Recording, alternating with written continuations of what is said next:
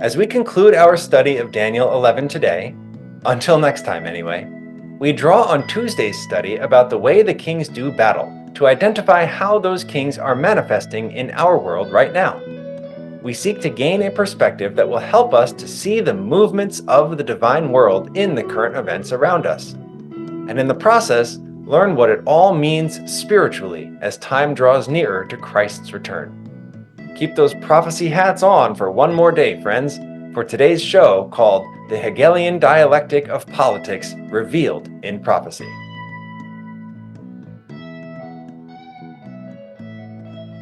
Welcome back, everybody. Happy Thursday to you.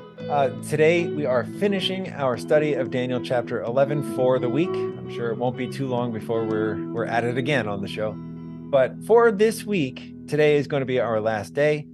And then tomorrow on Friday, we're not going to have an AI update, but instead we'll kind of conclude all four days of this week's episode tomorrow. So for today, we really want to finish our study in Daniel 11, and therefore we need to start in Daniel 10. That's funny. But actually, before we do any of that, I want to mention our new website again, tdimedia.org. Okay, that's where you want to go.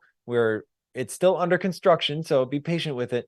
But we are aiming to have a complete archive there, as well as a number of other things. So check that out, and that should be your kind of one-stop hub for this show. And then as Talking Donkey International expands and we add more podcasts and other shows like that, we will use that same website to have access to all of our media products. So definitely check that out. And let's get right to it, shall we? Daniel chapter 10. So if you remember yesterday, we saw that beautiful chiastic structure that just runs all the way through chapter 10, all the way through chapter 11, and most of the way through chapter 12. And so therefore, chapter 10 and 11 are linked. They're part of the same linguistic pattern, that chiastic structure there.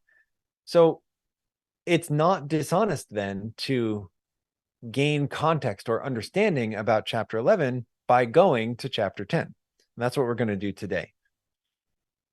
The story of chapter 10 is that Daniel is praying. It's the third year of King Cyrus, and the Jewish people are headed out of captivity at this rough period of time.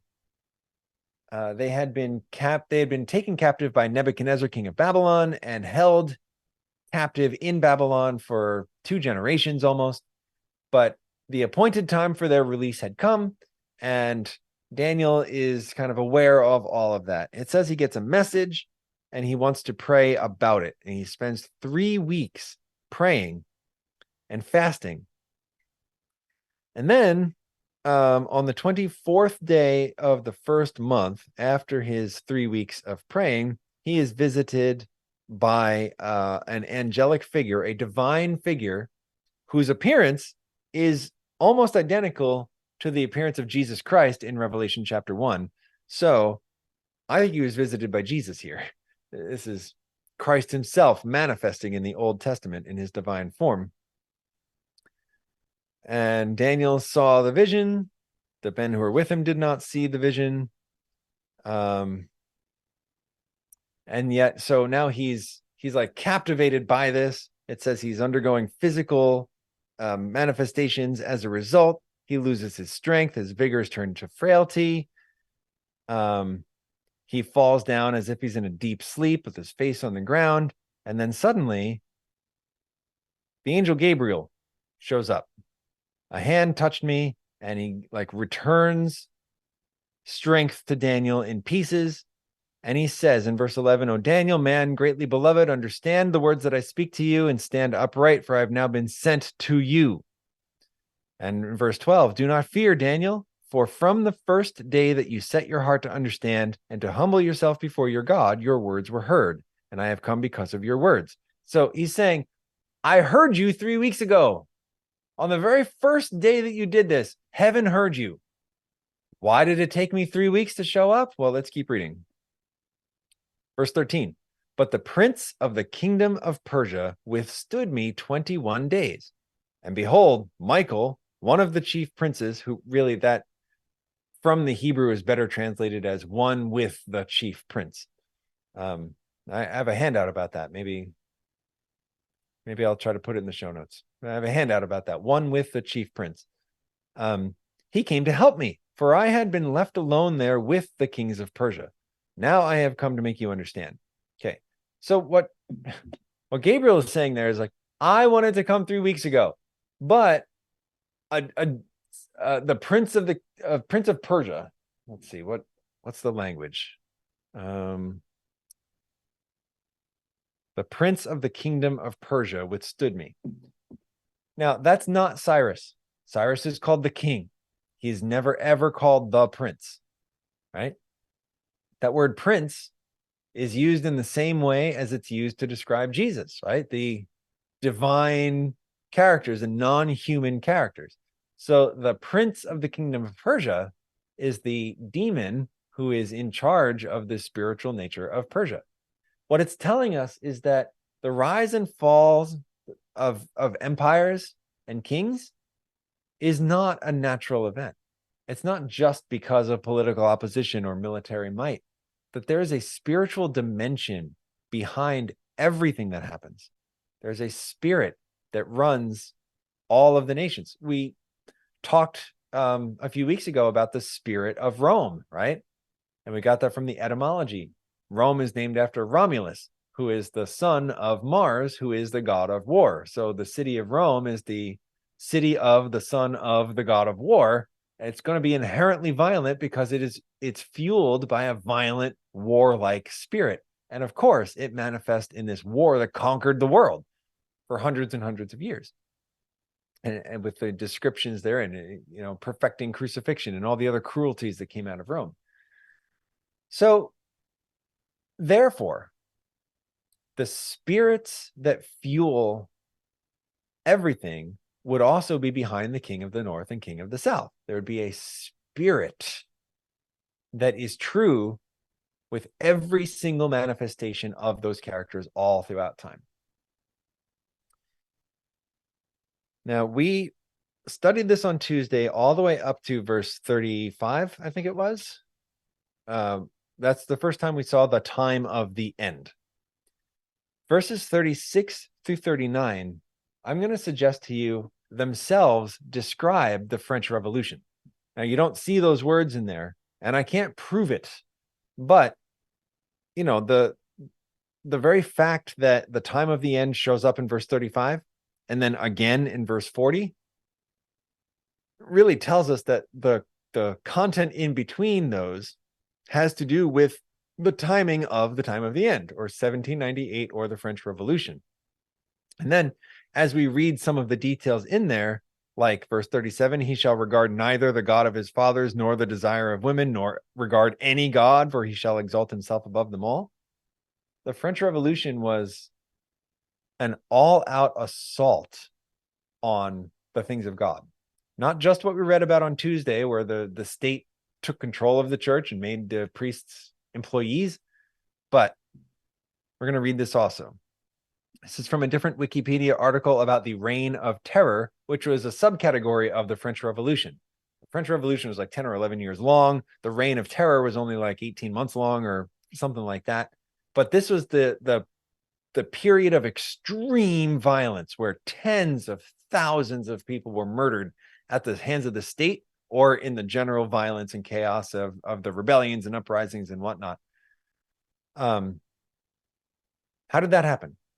So Wikipedia is going to tell us. What was the spirit that fueled all that bloodshed? Enlightenment thought emphasized the importance of rational thinking and began challenging legal and moral foundations of society, providing the leaders of the Reign of Terror with new ideas about the role and structure of government. You see that? What was the operating principle behind those who executed the Reign of Terror? It was rational thinking.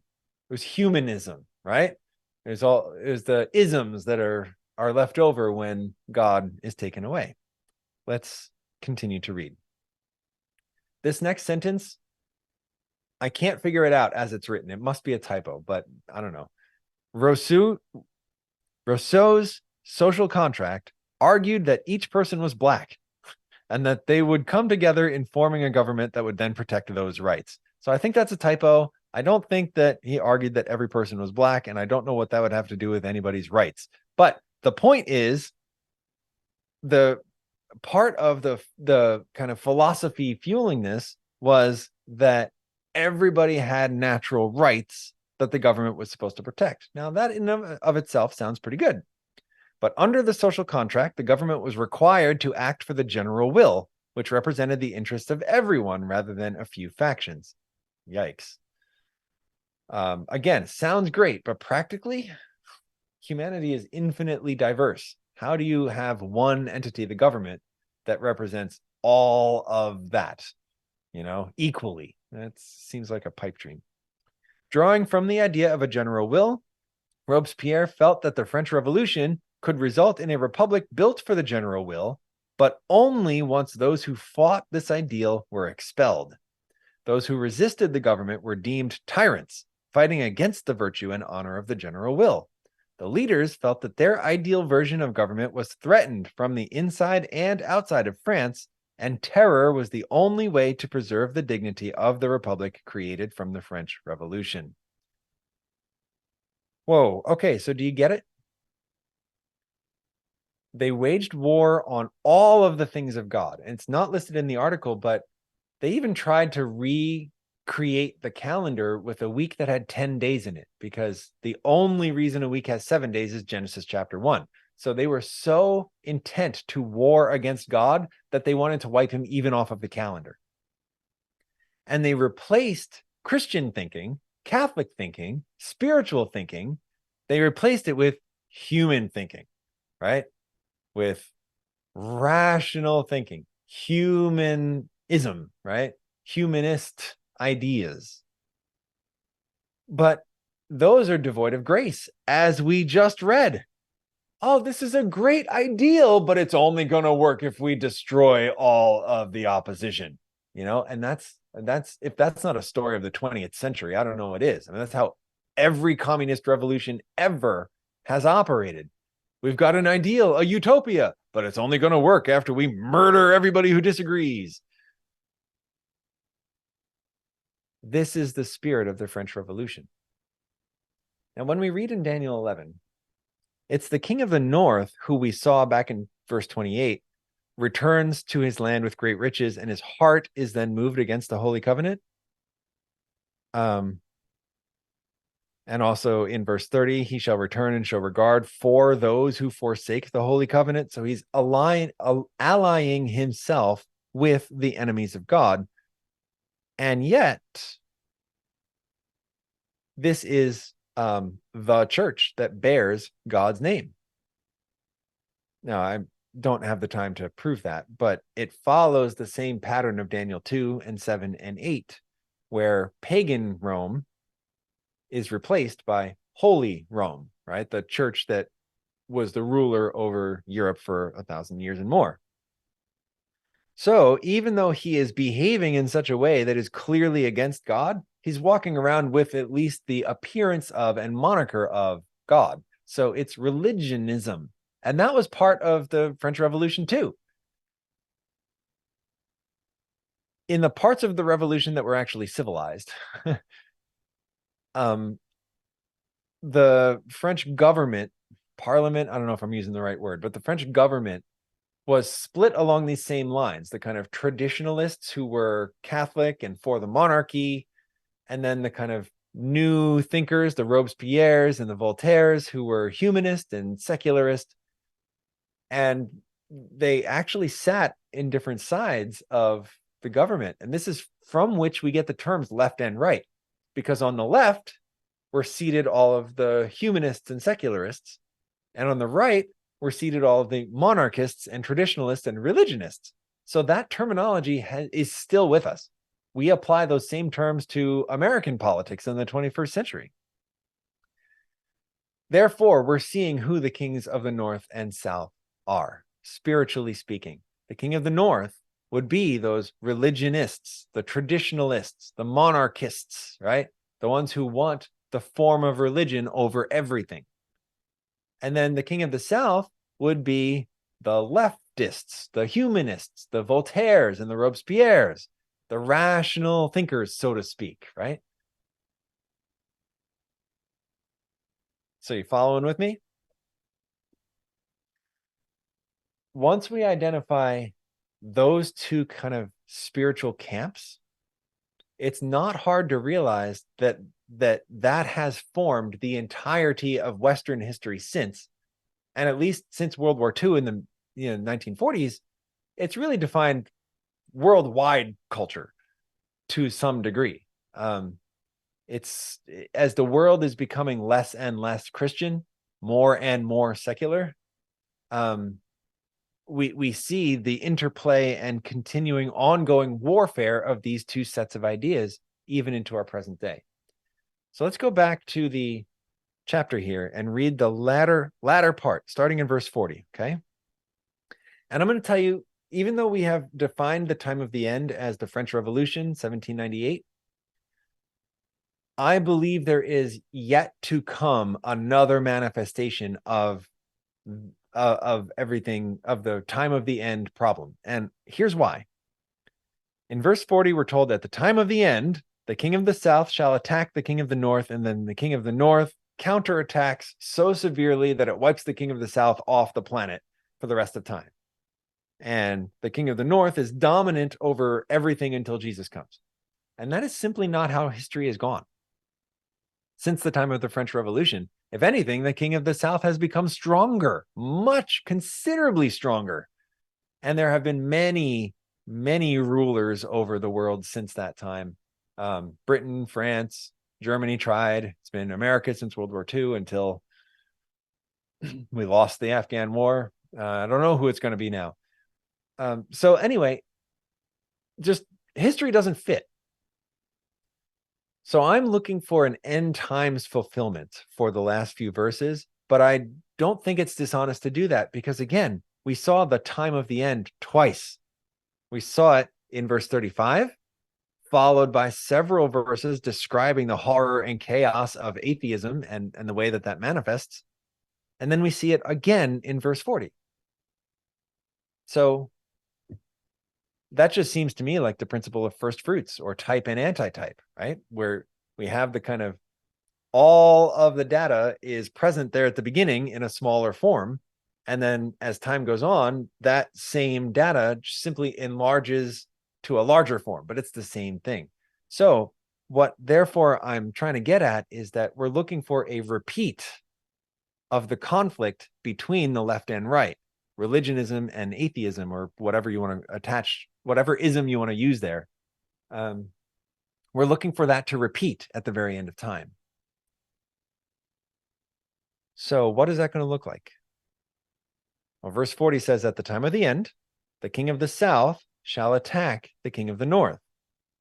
Secularism attacks the foundation of traditional Christianity. And then the king of the north counterattacks, shall come against him like a whirlwind, with chariots, horsemen, and with many ships. And he shall enter the countries, overwhelm them, and pass through. And from there is no more king of the south. It is simply the king of the north on a rampage until Jesus comes. So the first part of verse 40 there says secularism, humanism, atheism, communism, socialism, all of those isms that really are different ways of saying the same thing. Those will be on an attack. That word is even used in the scripture here, attack. It's not just advancing, it's attacking.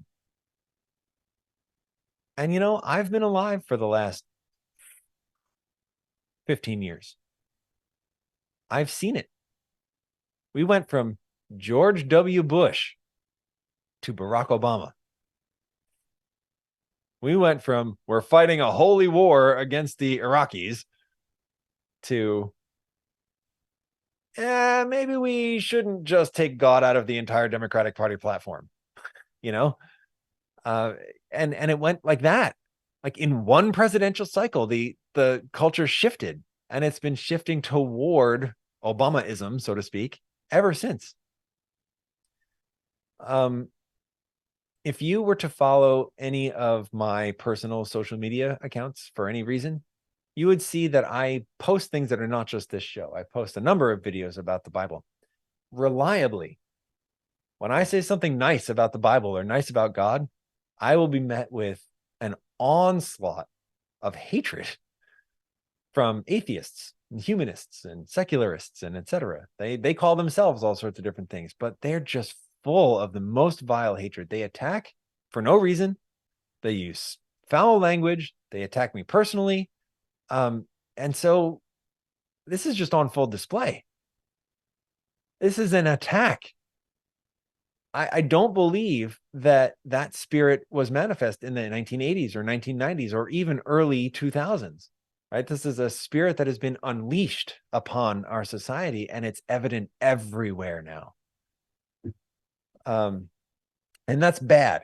And like people like me and you, believers in God, you know, that's like horrible to us, and it makes us feel bad and makes us angry sometimes, and we just want it to go away. We want it to stop. We want those people to get to know God.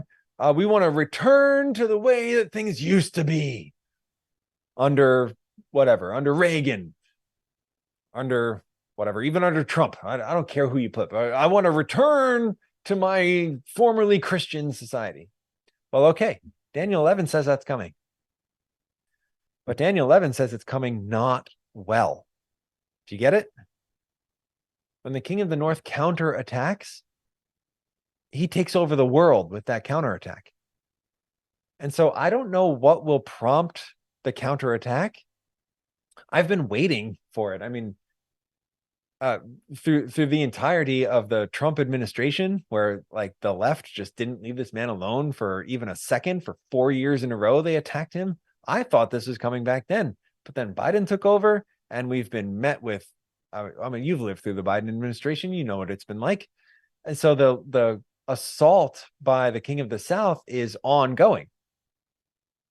And I keep waiting for the other shoe to drop, waiting for it to be so bad that the king of the North, the conservatives, the Republicans, maybe, whoever, right, where they've had enough of it and the counterattack comes to wipe secularism off the planet.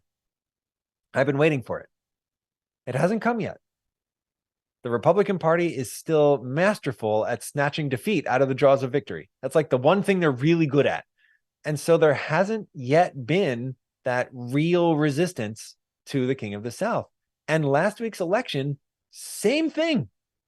Like, who in their right mind would continue to vote for what has led us into this like catastrophe of the Biden administration? And yet that's largely what the election did. Almost like there's some other force at work holding back the counter movement until the time is right. And so we're going to talk about this a little bit more tomorrow. I know I've kept you here longer than I probably should have for today, and I want to respect your time. But this is, I believe this is what we're seeing. It's still the assault of the king of the South. The king of the North is holding it back to some degree, right? There's a good election result in Mississippi and a good election result somewhere else, maybe, right? But largely it's failing. And that's because when the king of the North counterattacks, that's the last major thing in the world. Daniel 11 goes on from there, and like 4 of the remaining 5 verses are just descriptions of how big and powerful and terrible the king of the North is. And it's only in that last verse or 2 where we start to see his downfall, because Jesus is coming, right? So as much as I hate the onslaught of secularism, and I would love to just say something nice about God on social media without being bombarded for 4 days by people telling me all sorts of nonsense. You know what I want even worse than that? Oh, what I want, let me say that again. You know what I want less than that? You know what I want the counterattack even less than I want the king of the South. Because even though the counterattack is going to say Jesus, Jesus, Jesus all day long, none of it will be of Jesus. And really, it's just be a worse blaspheming of his name than the trolls on Facebook when I say something nice about God, right? So I'm going to leave you with that. I don't want to get too much into tomorrow's show. That's what tomorrow is for. So have mercy. I know this has been a lot. Have a great night. Let's pray. Father, once again, we ask you to sort our thoughts as we sleep so that we may wake with better understanding. Help us to see clearly that the left and the right, religionism versus secularism, these ideas are not new and they're not random. They are exactly what you told us about. And you also told us how it's going to go. So give us grace, as much as we may hate the predations of organized religion, or as much as we may hate the kind of nihilism of atheism or whatever, right? Regardless of our feelings about these major issues, give us grace enough to recognize that neither one of those are our master. And we'll remember what we learned yesterday, that the only safe place is in verse 22 with the Prince of the Covenant on the cross. Oh, thank you, Father. Thank you for all that you do for us. Give us good rest and grace enough to return again tomorrow. Amen. All right. Lastly, before we go, let's make sure if you're on Facebook that you like the page. If you're on YouTube, that you subscribe to the channel, hit your notification bell. On Rumble, you want to follow the channel. On Locals, you want to join for free and hopefully also become a paid supporter. That helps us a lot. But all of that is secondary to our new website, tdimedia.org. So check that out and have a good sleep. And I'll see you back here tomorrow. May God bless you.